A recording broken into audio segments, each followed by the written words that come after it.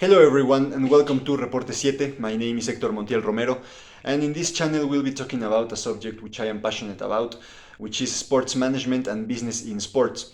I do apologize beforehand for the pronunciation. I don't get much practice on my English on a daily basis, so I'll try to make this at least understandable and I hope we can talk. So, what is sports management and why is it important? Well, in my opinion, sports management covers all the activities that are dedicated to manage a sports organization. These organizations can be teams, can be associations, federations, or basically any organization that is dedicated to sports. And the activities that are done in order to manage them cover a wide variety of activities which can include recruitment, negotiations with investors, negotiations with sponsors, negotiations with players, sales, content generation, creation of new sources of revenue, construction of facilities, or data analytics, just to name a few. As we can see, there are some activities which are closely related with the sports side of the organization, but there are other activities which are completely related with the business side of the organization. Right now, there are two very important trends in the sports industry. The first one is the professionalization of sports. Sports has become more of a science, and that demands more from the people who manage it. And the second one is the technological factor. Technology is creating new sources of revenue, which is a fantastic opportunity for sports organizations. For instance, we can name the creation of content through streaming services or NFTs, again, just to name a few. So, why is it important for a sports organization to be properly managed? Well, because as is the case with any other organization, its fate is decided by the decisions made by the directors. Let me give you three examples of how teams can be ruined when they are not properly managed. First, we have Manchester United, which is a proof that that it doesn't matter how many resources you have. If you don't work properly, you're going to fail. The second is Barcelona, which is a proof that any team in the world can be ruined in just a couple of years. And the third one is Guadalajara in Mexico, which is a proof that it doesn't matter anything on a team. As long as the head is not working properly, nothing will work properly. Also, these are three examples that prove that it doesn't matter who you are.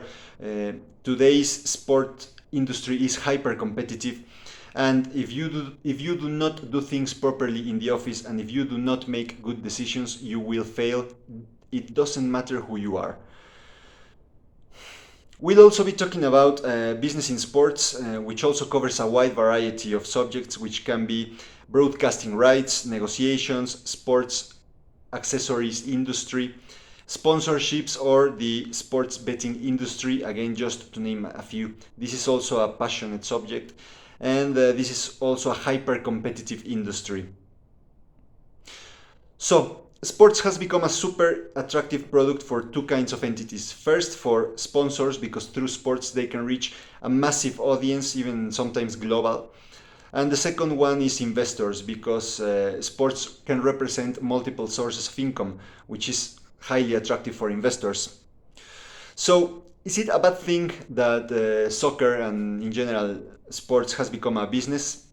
And the reason I ask this question is because lately it seems, at least in soccer, that all that matters is money and that the game is being sacrificed in order to increase the earnings.